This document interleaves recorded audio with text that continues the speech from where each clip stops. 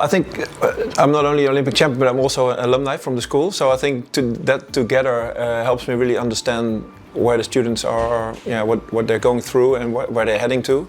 So I use a lot of experience from that period as well, where I was a student and an athlete.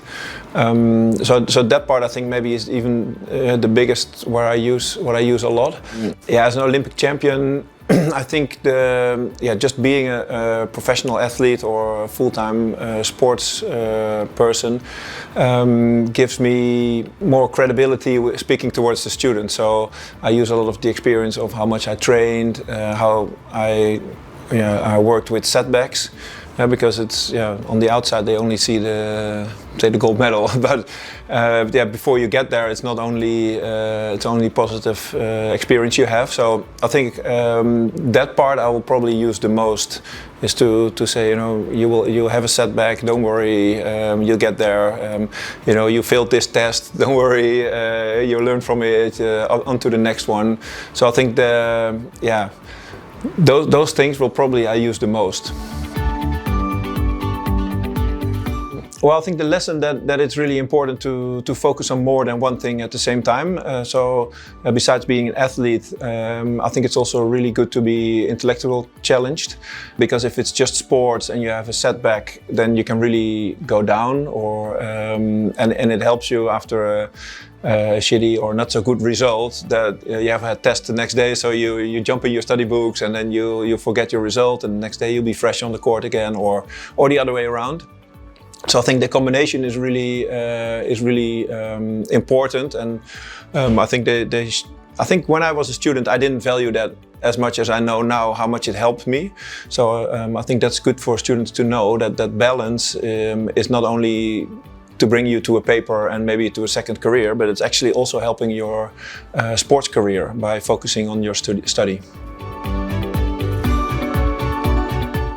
Yeah, so that's I think that's maybe a difficult question, because it's also for every individual a little bit different.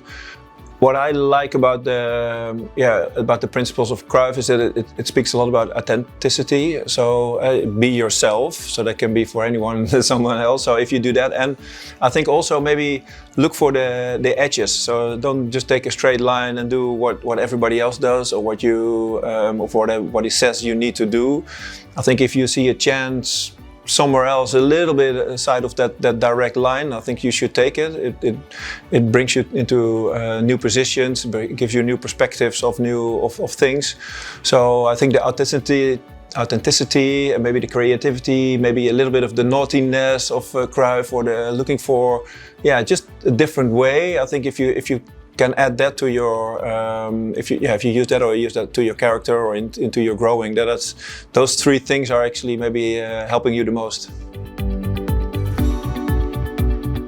Well, leadership. I think if you talk about self-leadership, I think it's staying focused is a extremely important one.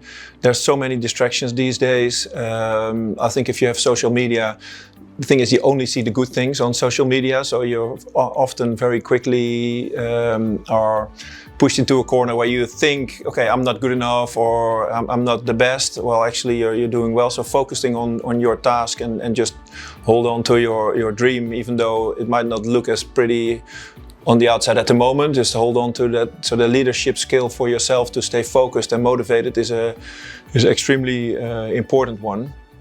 I think if you can overcome that barrier, new doors will open very soon. Instead of looking to what's happening on the outside, stay focused on your own path. That can bring you to great heights.